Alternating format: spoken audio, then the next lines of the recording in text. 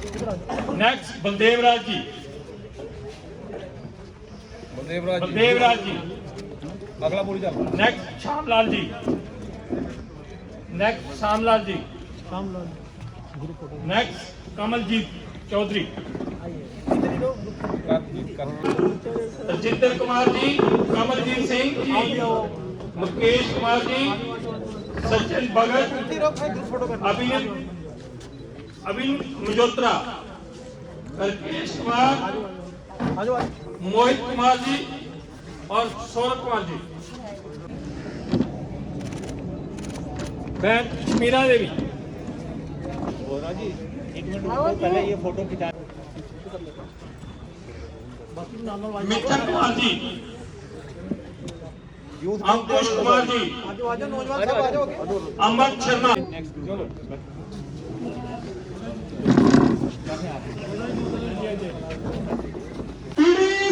जिंदाबाद जिंदाबाद जिंदाबाद जिंदाबाद जिंदाबाद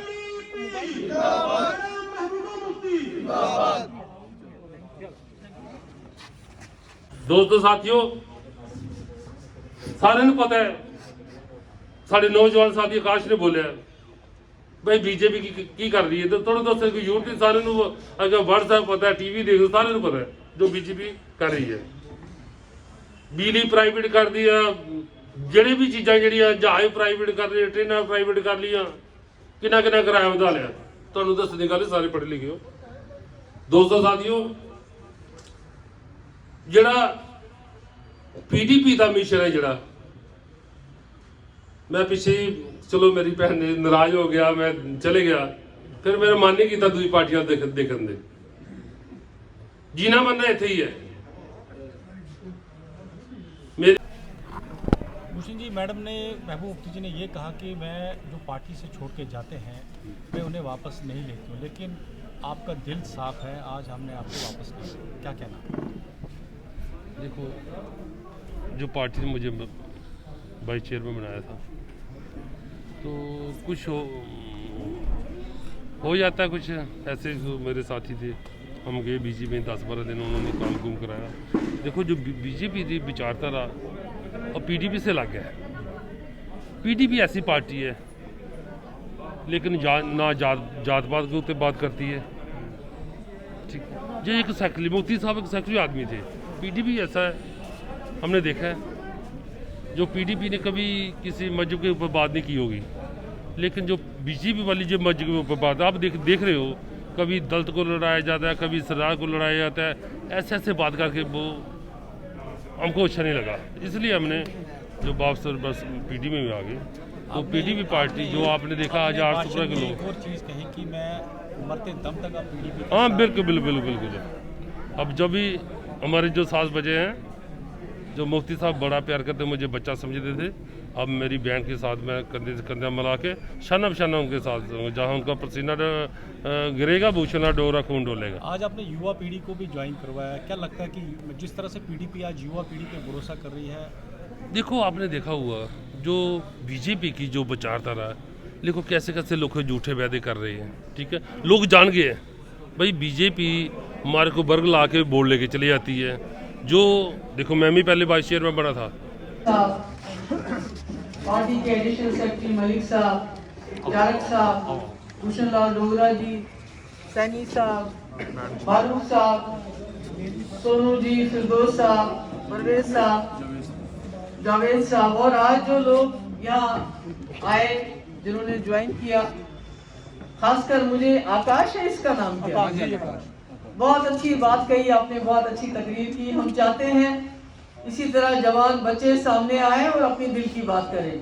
आपने भी बहुत अच्छी बातें बताई, क्योंकि हमारे यहाँ प्रॉब्लम ही यही है कि अभी लोगों को मुफ्ती साहब का जो नजरिया था, जो विजन था, धीरे धीरे समझ आ रहा है, और जब समझ आता है तो फिर वो सर उठा के बात कर सकते हैं बाहर लोगों के साथ। मैं बहुत शुक्रगुजार हूँ अपना जो जम्मू का हमारा जो कैडर है, हमारे वर्कर हैं, वो कश्मीर का दर्द समझ रहे हैं और आज कश्मीर की आवाज़ के साथ आवाज़ मिला के बात कर रहे हैं।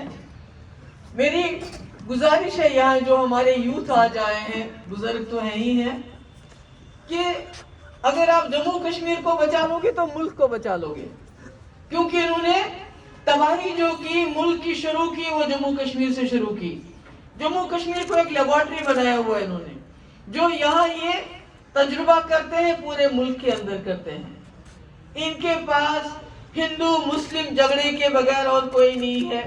जवाहरलाल नेहरू थे, इंदिरा गांधी थी, वाजपेयी थे, जितने भी हमारे वजीर आजम रहे हैं, प्रधानमंत्री रहे हैं, उनके जहन में ये था कि हमने क्या क्या करना है, कौन से कारखाने बनाने हैं, कितनी रेलें बनानी है, कितनी सड़कें बनानी है, कितने एम्स बनाने हैं, अस्पताल बनाने हैं, और किस तरह हम नौजवान को रोजगार दे सकते हैं, किस तरह हिंदुस्तान को पूरी दुनिया में मशहूर कर सकते हैं।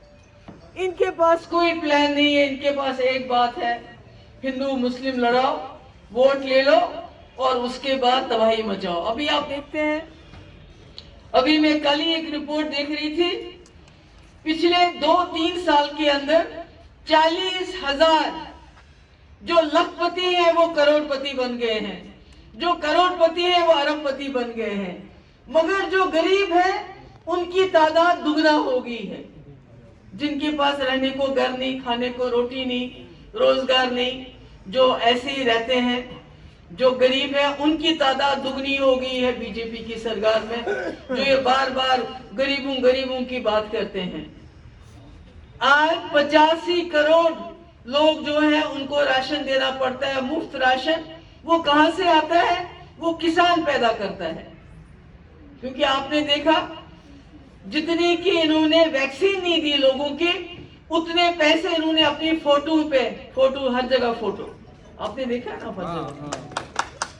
बेटी बचाओ बेटी पढ़ाओ, उसका 85% पैसा जो खर्च हुआ है वो इनके फोटो पे खर्च हुआ है। सिर्फ 25% पैसा, 15% पैसा असल काम में खर्च हुआ है। यानी ये सरकार सिर्फ दिखावे की है। टेलीविजन हो, अखबार वाले हो, सबको दबा के रखा है, असली बात किसी को करने नहीं देते हैं। ये मुल्क इतना सोना मुल्क, इसको इस वक्त ने तितर बितर करके रखा है, झगड़ा डाल के रखा है। मुसलमान, हिंदू, सिख, ईसाई, मुसलमानों को पाकिस्तानी बोलते हैं, सरदारों को खालिस्तानी बोलते हैं, और जो हिंदू बात करता है इनके सामने खड़े होके उसको बोलते तू देशद्रोही है।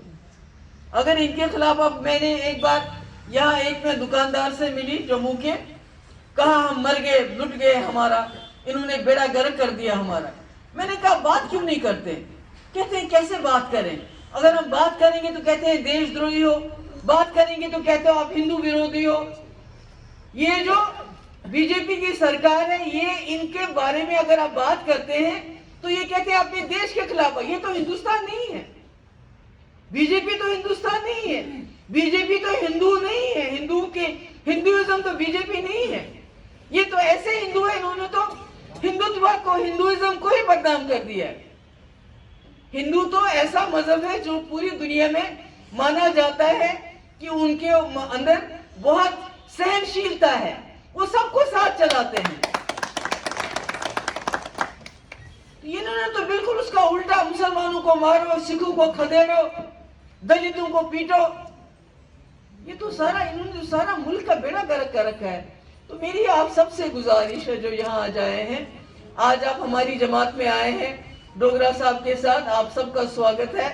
मगर मैं कहना चाहती हूँ जम्मू के लोगों से, अगर आपने इस मुल्क को बचाना है तो शुरुआत जम्मू के लोगों से करनी पड़ेगी। जम्मू के लोगों को समझना पड़ेगा, क्योंकि इन्होंने जो नफरत की बुनियाद 47 के बाद डाली वो जम्मू से शुरू की है। और आज जब तक जम्मू के लोग खड़े नहीं होंगे, यहाँ का किसान, हमारी जमीनें जा रही हैं, बड़े बड़े ठेकेदारों को हमारी जमीनें दे रहे हैं, कारखाने वालों को दे रहे हैं, वो कौन से हमारे लिए कारखाने लगाएंगे? वो तो मजदूर भी बाहर से लेके आते हैं। फ्लैट बनाएंगे, उसमें इनकी हिस्सेदारी, इनके जो बड़े बड़े लीडर हैं उनके बड़े बड़े बंगले बने हैं रूपनगर में, सतवारी में, उन्होंने पता नहीं किन किन जमीनों पे कब्जा किया है, मगर जो गरीब लोग हैं, चाहे वो हिंदू है मुसलमान है, उसको खदेड़ रहे हैं। तो इस जुल्म और सितम का मुकाबला मैं या मेरी जमात